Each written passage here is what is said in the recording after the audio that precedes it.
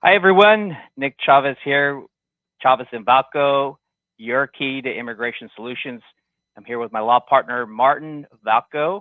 How are you doing, Martin? Doing well, Nick. Doing well. Thanks for hosting today. It's an exciting day, exciting week, exciting month. Yep, yep. Um, yeah, we're here to just give you the breakdown and give you any updates if we have any, but more importantly, to answer any questions you might have. To discuss this new parole program, right, for mixed status family members. As a reminder, this new policy was announced over a week ago. And so we'll go over some of your questions, some of the questions that have been raised by our clients. You guys, through messages, we've been receiving some really good questions about this new parole initiative or program. So if you have any questions about this program, if you're curious to see if you would qualify, please let us know. Send them to us, and we'll be happy to answer them. We'll try to answer them. But before we begin, we ask that you please subscribe to our channel and hit like. We're on our way to 5,000 followers on our YouTube, and we certainly appreciate your support and are very grateful to our followers, right? We enjoy doing this thing. We're immigration lawyers, and we have to follow these developments, for you and our clients, so that you're kept informed and educated about the news. But not only that, we enjoy breaking down the law for you. We try to, try and simplify it, and because let's be honest, immigration law is very complex, and we're glad that we can help explain the process to you. So thank you for following us. So real quickly, this new program is known as Parole-in-Place, or PIP for short, and the aim is to help those immigrants that are married to U.S. citizens who are living here and cannot get a green card directly with USCIS because they had entered without inspection or without an entry document or permission. And for those who want to apply for a green card here, that process is known as adjustment of status. So if you're on your computer and you're typing away, adjustment of status, that is the process to do it here, as opposed to doing it outside, which is known as consular process. Consular because at the trail end, you have an interview with the consulate office at the U.S. Embassy. But the main requirement for eligibility to do it here is to show that you have entered with permission. The law says to be able to apply here, the person must have been admitted or paroled. So that's why this program is referred to as parole. And it sounds, really bad because it's a term that we often use in our criminal justice system as part of a sentence, right? We're describing a sentence, parole. But here, for immigration purposes, it's a good thing. It's essentially what it is an entry document that would meet the requirement to apply for your green card here, but you are already here. You entered already. So how would you use it as an entry document? Well, that's why they call it parole-in-place, meaning you're here in the United States. You wouldn't use it as an entry document, but it's used instead to provide you some sort of temporary status, and why allowing you to meet that requirement that you were admitted or paroled for purposes of adjustment of status. How do you like that explanation? I mean, you got to have your head in the blender to explain those kind of things, right? They're pretty strange, but that's why they say the immigration law is so darn complex. So. The other thing that I should bring up is that we will try to answer your questions, but there are some questions that we don't have clear answers for at this time. This is because USCIS is supposed to provide us with additional guidance or information about who qualifies, right? How to file, what to include, where, how much the fee is, all those details. They're forthcoming. But we'll share our impressions. Marty and I will share our thoughts while we wait for USCIS to publish this information through the Federal Register, which could be anytime this summer, hopefully. Which brings me to another point. Some of my clients, and Martin, you've been speaking with clients as well. You know, they're talking about this. We're excited, but we've had individuals who are saying that, you know, they're receiving calls from places about this process, that you know, these places, they already have the forms, they're filling out the forms, they're filing it, they're even hounding them for money. I had one client who said that there's a person, you know, calling them nonstop for $1,000 for them to file this application. And That's a deal. That's only $1,000. That's a deal. and you know, it's really, you know, stop already. There are no forms yet. We don't know how much the fees are. There's no filing process yet. You know, if someone is telling you now that they know everything about the process, run for the hills. You know, avoid these places. And we've seen that, right, Martin, with DACA, when they first announced that program, there was a lot of scams. It's a lot of scams, but definitely just kind of keep it at bay. And if you have a trusted lawyer you've worked with, or you watch, you follow them, I would just make a consultation with them and just go over your questions, because everybody has questions, and our current clients have questions, and so we meet with them and try to explain to them the potential benefits from it if we're working, for example, in the consular case on the provisional waiver. And that definitely would be helpful, but certainly nothing's in place. And you know, what you could do is just answer or go over your typical process. I mean, something similar is already in place. Military parole-in-place has been around for about 11 years or so, close to 11 years. Right. And it's a DACA, you know, back from 2012. It's you have a time period, and you have to basically show. So going back to the requirements that people often asked about, you know, like, you know, make sure or to be eligible, you have not been admitted or paroled into the U.S., as you mentioned.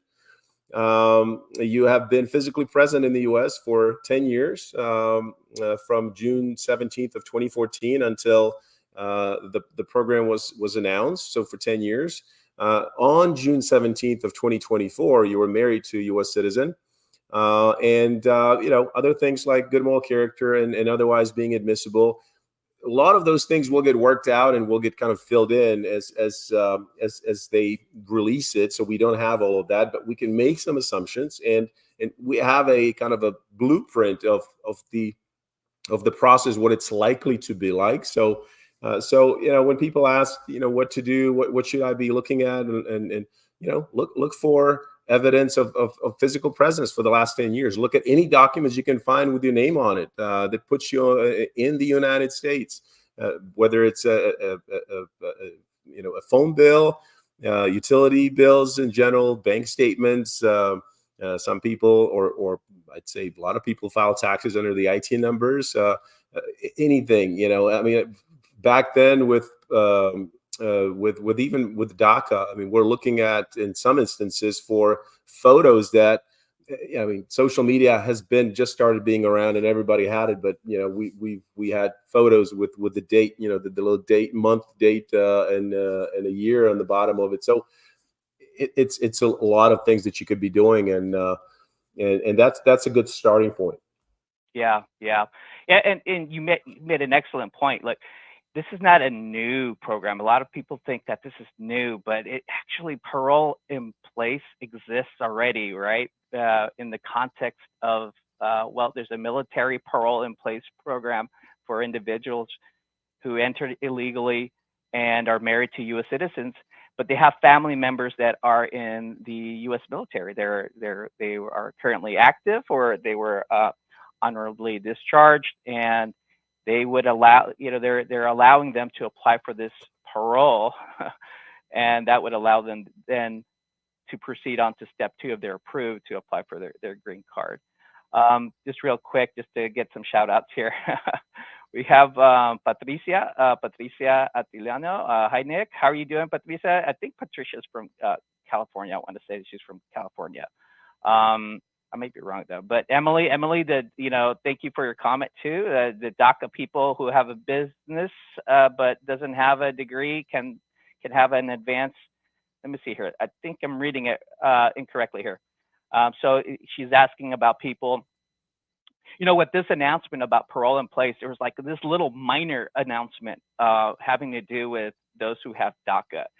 And if you can tell us a little bit about that, right? It almost was eclipsed because we were all happy about parole in place, and there's like a little shout out to DACA for those who may possibly apply for a worker visa. This is relief because DACA is not going to last forever, right? We kind of anticipate that next year, if it goes before SCOTUS, Supreme Court, it might not survive beyond that. And so they're looking at other options, and I wouldn't blame them. Could you explain a little bit about this new program that they announced?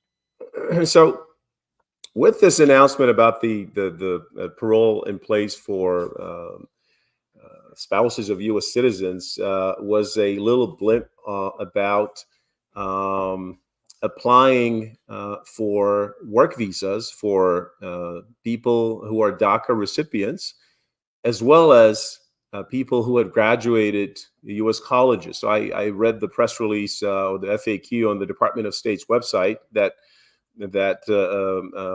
alluded to it, and then the forthcoming regulations will be published in their online, or in the, we call it FAM, which is the Department of State regulations, and basically what happens is if a person entered unlawfully, for example, like a DACA recipient, and they've applied for DACA. Often we see people that have been granted DACA beyond their age 18 and 6 months, or they have accrued unlawful presence. So they were present in the U.S. without any kind of protection, without status beyond the 18th birthday, or DACA is not status, but it's an authorized stay, so it protects them. Or sometimes they skipped between the validity between the expiration of DACA and when the new DACA was announced, and that time adds up cumulatively. And so whenever a person has over the age of 18 has more than 6 months of unlawful presence, they are inadmissible. And so DACA, I mean, I call it it's a Band-Aid of sorts, which allows person to be here. And since 2012, for the last 12 years, people were able to renew their DACA every 2 years, but they're stuck here. Right. And so there are two ways to travel outside. So if they have DACA, they can apply. And that's what she actually mentioned, DACA advanced parole.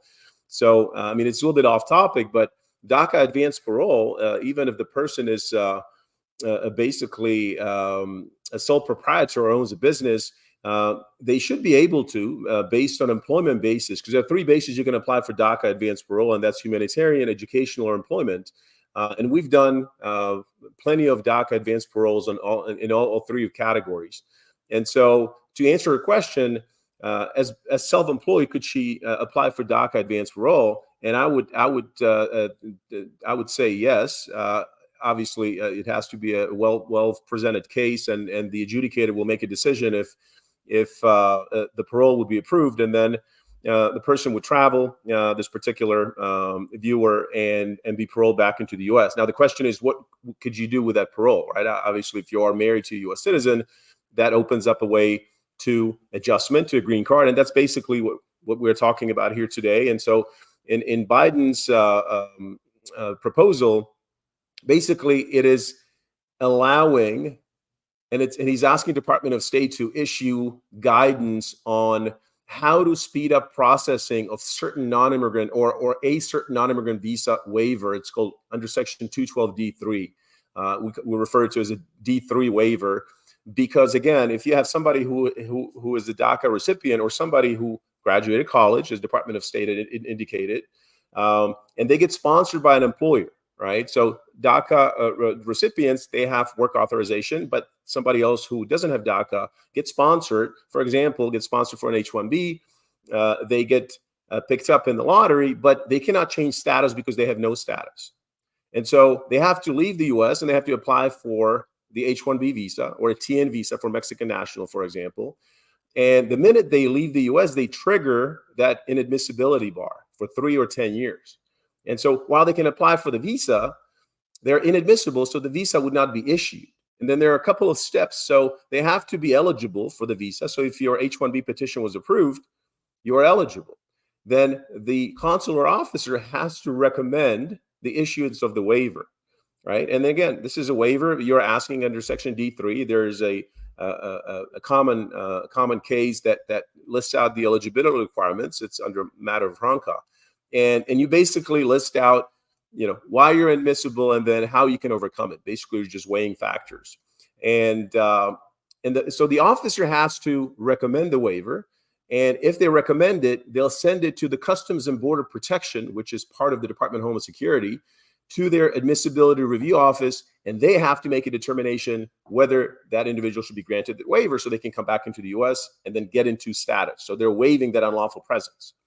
And the problem there is that currently it's taking about 5 to 6 months when you are outside of the U.S. and you're waiting for this waiver to be reviewed and granted. And at first, when I read it, I thought, man, Nick, this is incredible. This is going to be something similar to provisional waivers, right? So you don't go outside and apply for the waiver like we've used to do that before 2013. You apply stateside. You wait for the decision, and if it's approved, you go. So everybody thought, that I spoke with, and even within the office, we thought stateside waiver. So person is eligible for H-1B. They get selected. They applied here. Department of State adjudicates, or the CBP adjudicates that waiver. And if granted, you'll go outside, apply for the visa, get the waiver, and come back, right? And the FAQ from the Department of State says, no. We're looking into expediting the process. Now, Department of State has nothing to do with the ARO's decision. It's just kind of moving it faster along the way at the consulate. So, DACA, the question was about DACA AP, and I'd say, yes, she might be eligible. And then this little blip that was just mentioned, I think it'll be a great thing. And somehow they can really expedite it, because, if you are self-employed, if you're being sponsored, an employer needs you to come back. You can't be waiting for 5 or 6 years. 5 or 6 months, and then potentially not be able to come back. So they're going to list out factors. What are the eligibility requirements? And then the applicant and the employer will determine, hopefully with an attorney, is this worth going? Is this a provable case? Will the waiver be granted? So that's basically what it is. Yeah. So we're getting comments from Instagram, and there are individuals, we get comments from our current clients, from people who watches, and we do have cases right now that are in process, and they want to know, what should we do with our application? Because the whole goal of this, right, is to avoid having to go to Ciudad Juarez or whatever outside and allow them to do it here.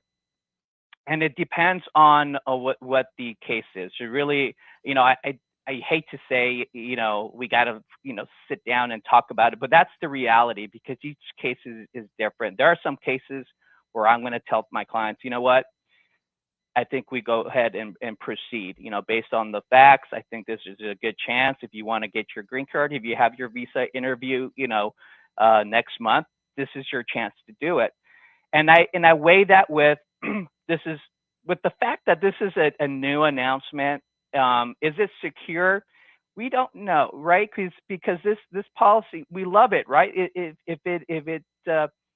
it goes through, it will allow individuals to not take the risk outside, right? We don't want to take the risk, but in reality, we don't know if this is actually going to go through because of litigation, right? You see people, the red states, including Texas, they're gearing up for litigation. They want to block this. And, honestly, if we have a change in administration, what's to say that this new administration, which has proven to be anti-immigration, might pull the plug on that. So there's a lot of uncertainties. This is great news, but to me, I want to see the process. I want to see the process operating. Okay, I want to see people. I want to see USCIS taking in those applications and processing them. That will provide more confidence, right? Otherwise, I'm thinking that it might be a good idea to move forward. Now, there are some cases where, it would be a good idea to wait, because perhaps, our clients may have a criminal background, or an officer might think that this person is problematic based on his history, or there's some questions.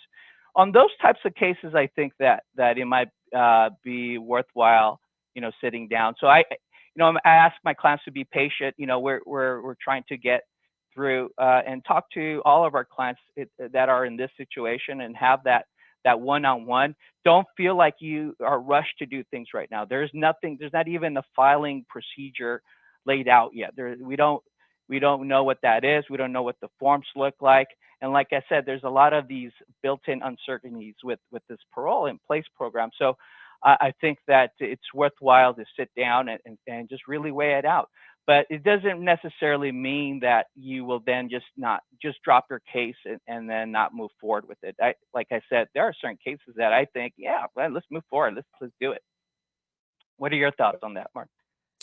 No, I mean, we just talked about it. It's and we see it daily with consultations where people are desperate. They've been waiting for years and years and years, and something positive every once in a while comes across, and their hopes gets up, and then you get something like this where you actually get the president get on TV and said, "I'm doing this," and people go like, "Holy cow, it's happening!" Right? So that's where these mooches, these people just jump on and start leeching off and start deceiving people. And again, you are desperate. I mean, we all at a certain point have been gotten taken for something, right? And it's like, because you try to focus and try to be precise, and then boom, somebody calls you or sends you an email and said, "Hey, this is something new. It's ready. Come on, let's pay me money, and let's do it."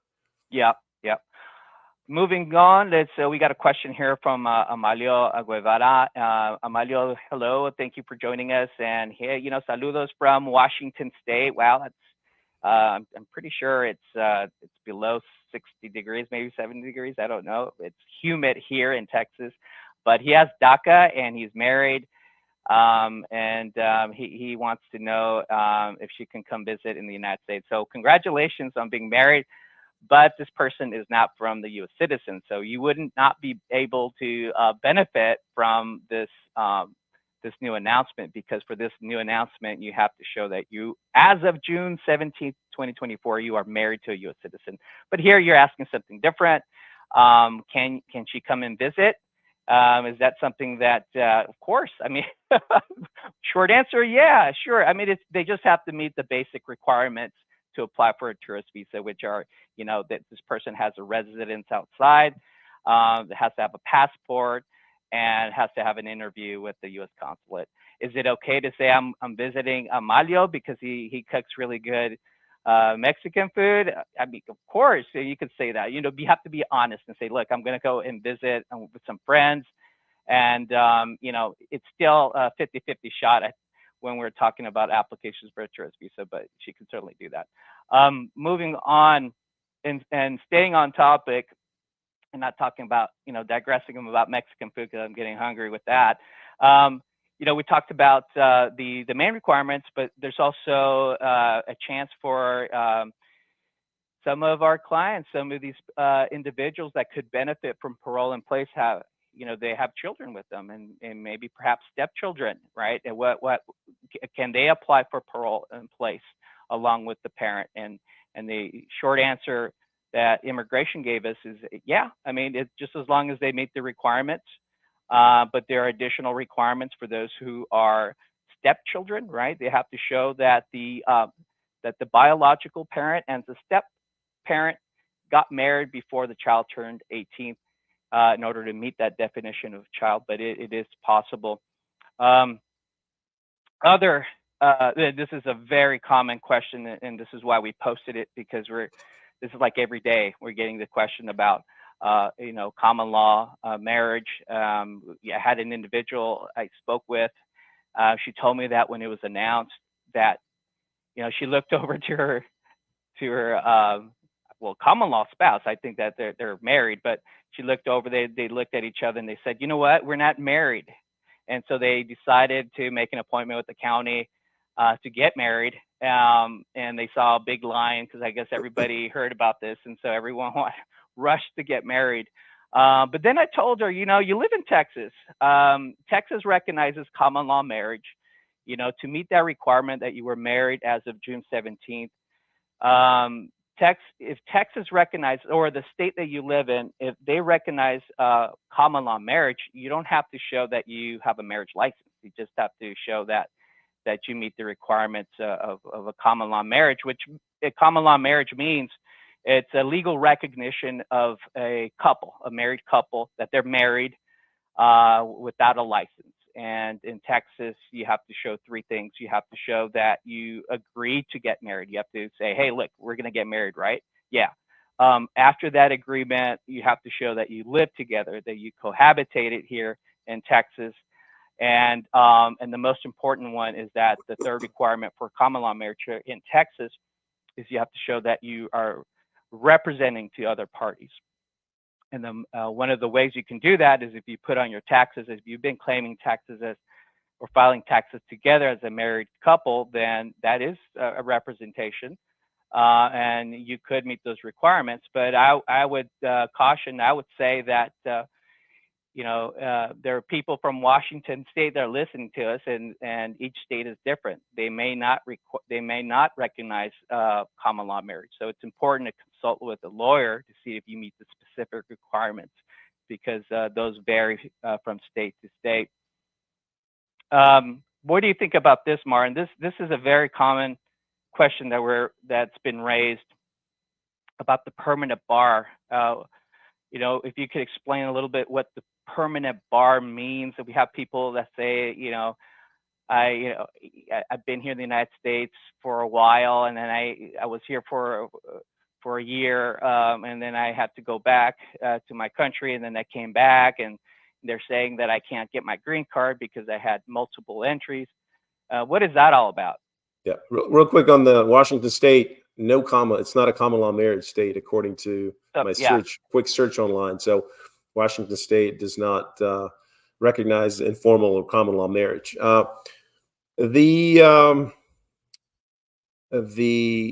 The permanent bar, right? So often we refer to it as perm bar or death penalty sometimes in some cases. So a law has changed, and starting April 1st of 1997.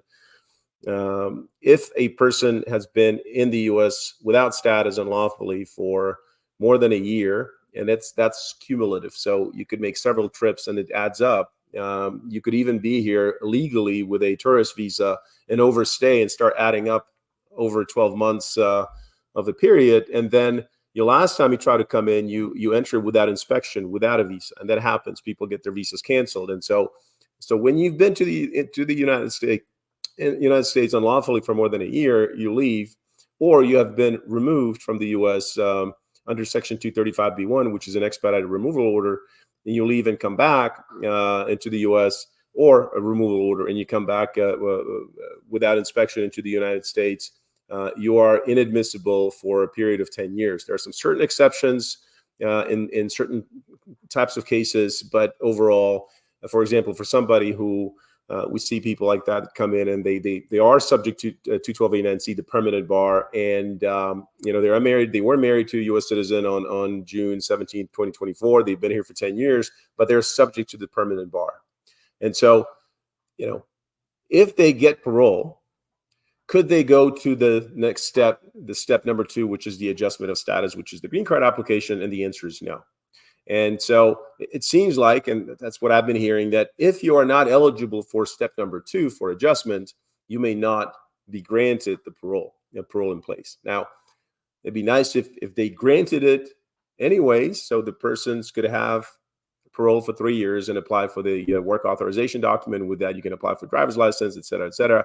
But again, this is something that hasn't been released yet, and that information will be forthcoming. But that's what permanent bar is. And then again, when I go back to the beginning, when you said, we would prefer to apply for a green card in the U.S. as opposed to going to the consulate, because you could have everything could be working out, right? You have your provisional order approved, but you go outside and there are some questions about your prior entries, and if they add up to a year.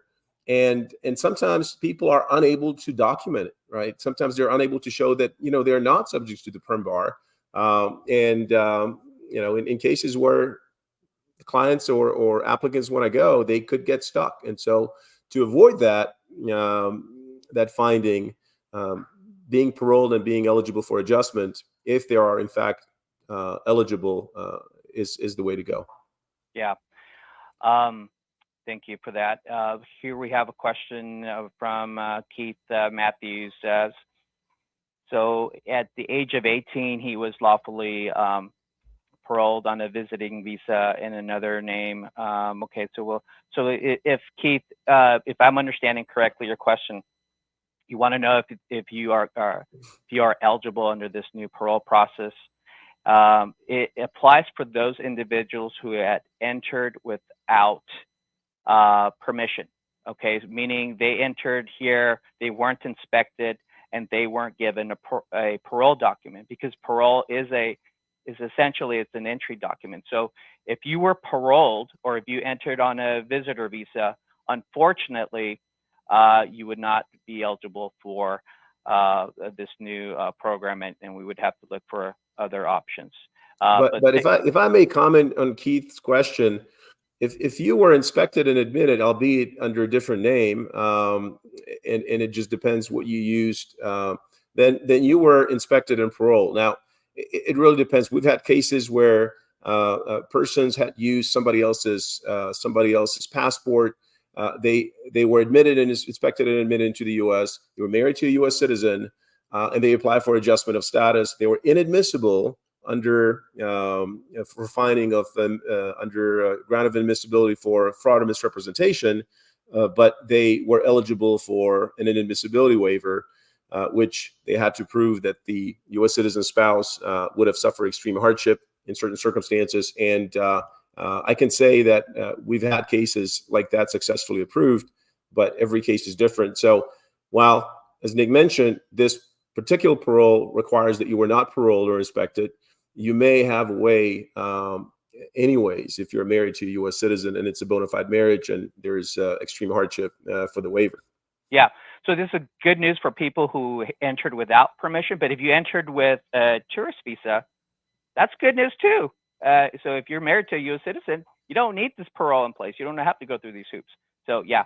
But I would recommend that you consult with an immigration lawyer and discuss your case more in depth, Keith. Thank you for your question.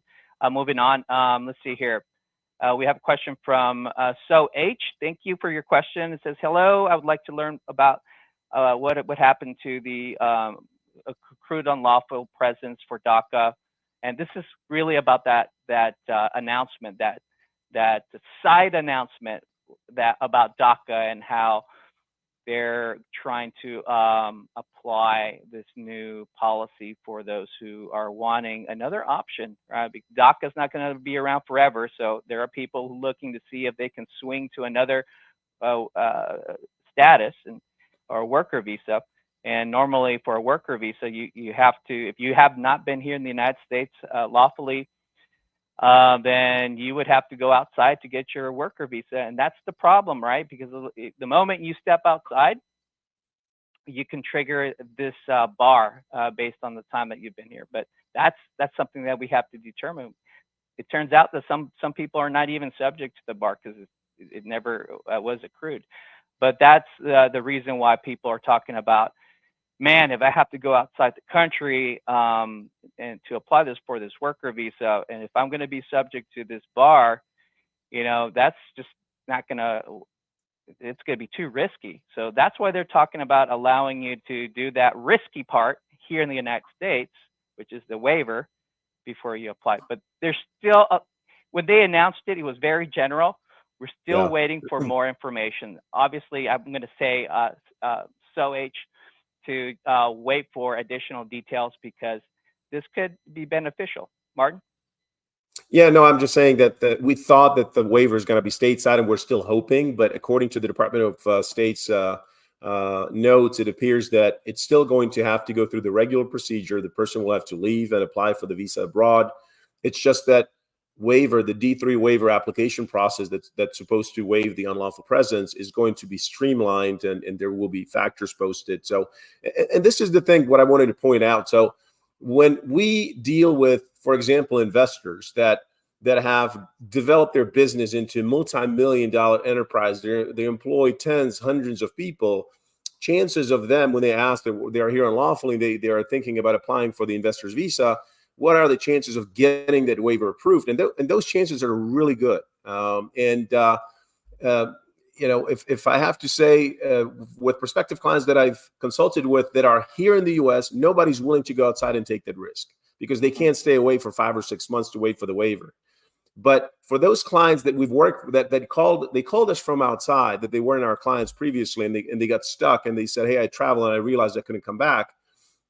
When they were these kind of people, these kind of investors, they got the waiver. I think we're 100% approval rate on those cases. Now, when you flip it to being an employee without this Biden push and Department of State push, it's like this weighing, like, yeah, but you're just, you're a DACA recipient, or you're just an employee, not an employer and job creator, right? So if they make it, if they streamline it, if somehow they'll weigh the benefits and weigh the factors, it's going to be beneficial for the DACA recipients and graduates of college and universities, right? Because that's also important here. Not just DACA recipients, they also say graduates of U.S. colleges. They say colleges. I thought they would put university as well. But anyway, so that could be your dreamers. When they say DACA recipients and dreamers, there you have it. So we're just waiting for more information to come up and see if it's going to be a stateside D3 waiver, or if it's going to be a waiver that's going to be streamlined,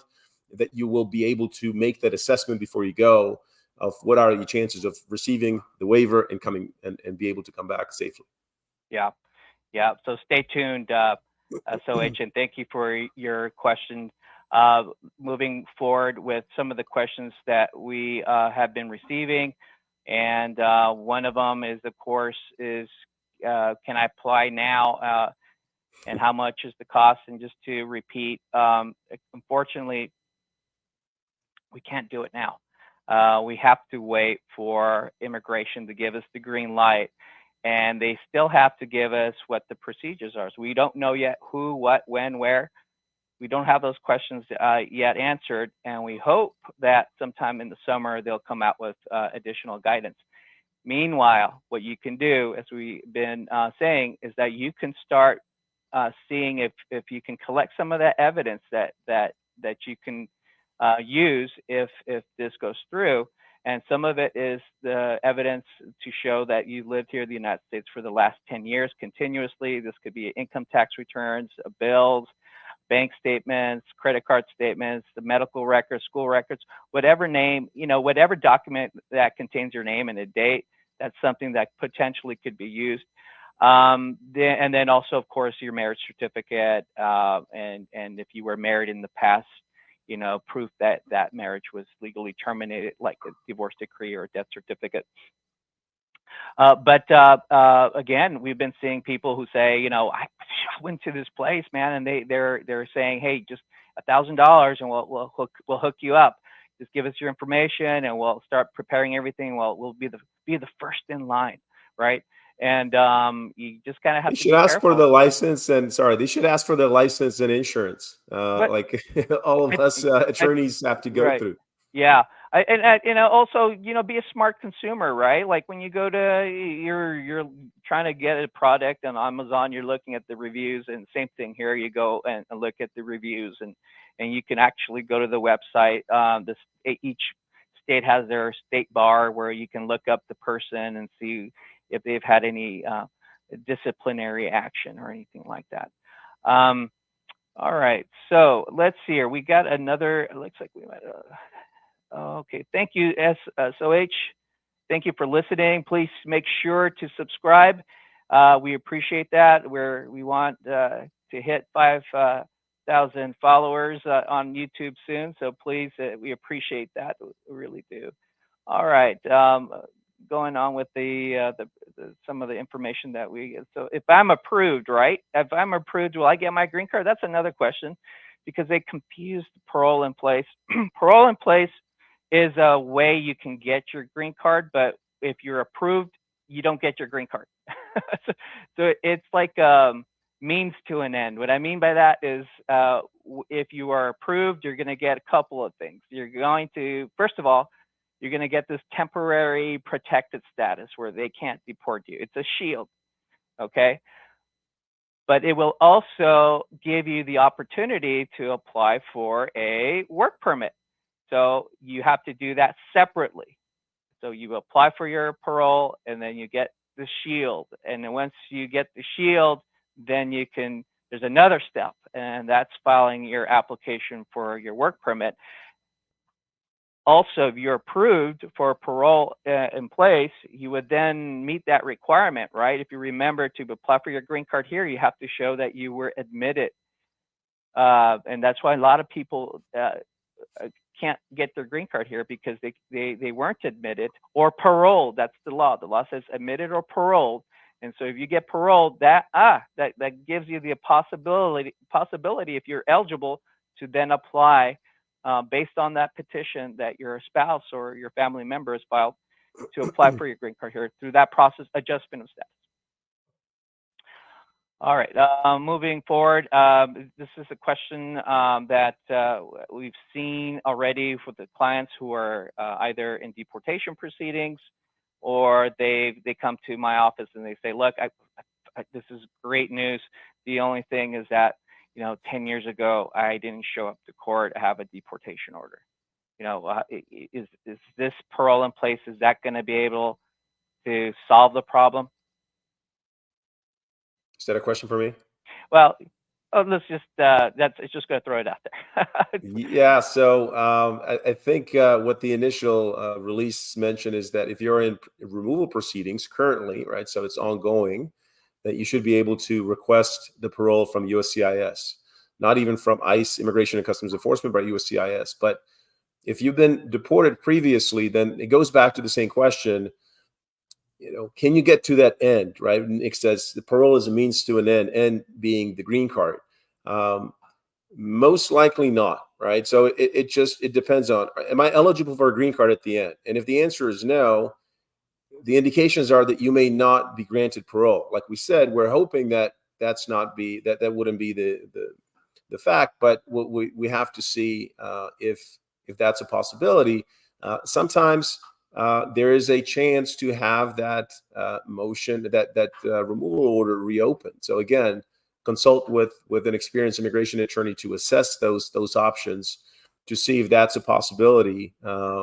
Because if somehow there is a chance of reopening it and you are granted a parole, then you may be able to adjust your status to apply to obtain your green card.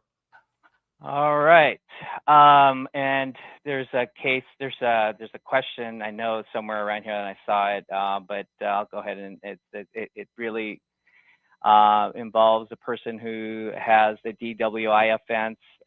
Is that person eligible? And again, the requirements is to show that they're not, that they haven't committed they don't have this is the term they use, disqualifying criminal record. So what does that mean? We don't know yet. The DWIs could be, but we're waiting for additional guidance, and that's something that you should already have, ready to ask an attorney once we have more information.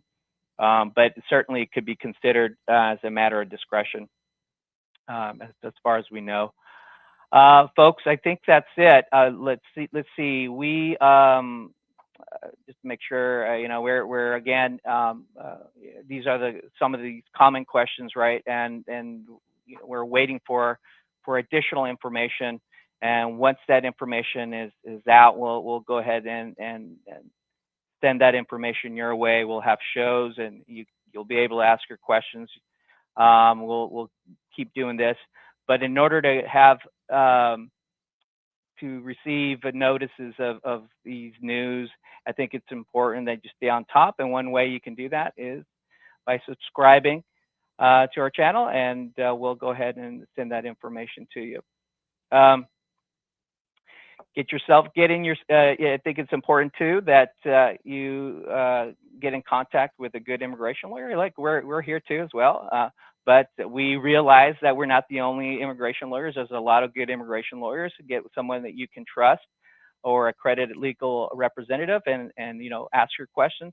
It might be a situation where the first consultation, and I don't know, Martin, but for me, it seems like the first wave of consultations you know, there's still a little bit of uncertainty. I mean, we didn't get any aha moments. There wasn't anything like that. We still have to wait for further information. And I guess that's it. Anything you want to add, Martin? No, that's it. You said it well. And we're here for you. Just to like and subscribe so you can follow us, and we'll be here to inform you. Other than that, just stay tuned. We'll be back soon. Thank you. Thank you, guys.